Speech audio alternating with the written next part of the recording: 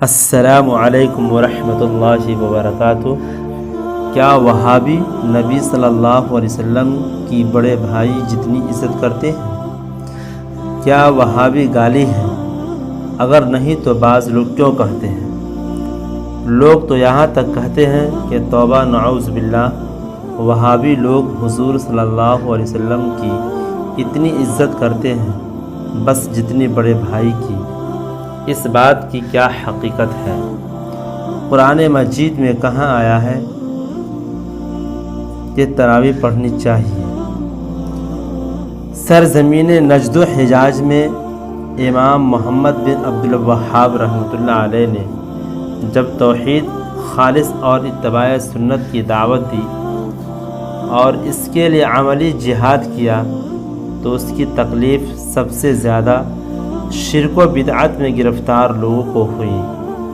ہندوستان میں جب شاہ اسماعیل شہید علیہ الرحمہ اور ان کے ساتھیوں نے دعوت و جہاد کا علم بلند کیا اور سکھوں اور انگریزوں کے خلاف لڑائی شروع کی تو انگریز نے انہیں وہابی کے نام سے بدنام کیا تاکہ لوگ جہاد میں اس کا ساتھ نہ دیں، ورنہ فی الحقیقت وہابی نہ کوئی مذہب ہے نہ فرقہ۔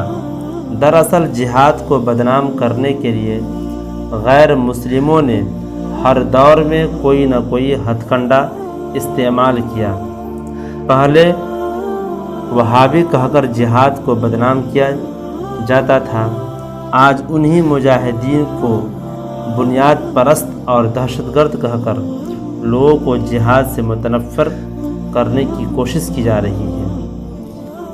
یہ کہنا کہ وہابی لوگ حضور صلی اللہ علیہ وسلم کی اتنی ہی عزت کرتے ہیں جتنی بڑے بھائی کی، سراسر غلط ہے، اور اس کی دلیل یہ ہے کہ ہم آپ صلی اللہ علیہ وسلم کو اللہ کا رسول مانتے ہیں اور آپ کی اطاعت اور اتباع کو فرض سمجھتے ہیں۔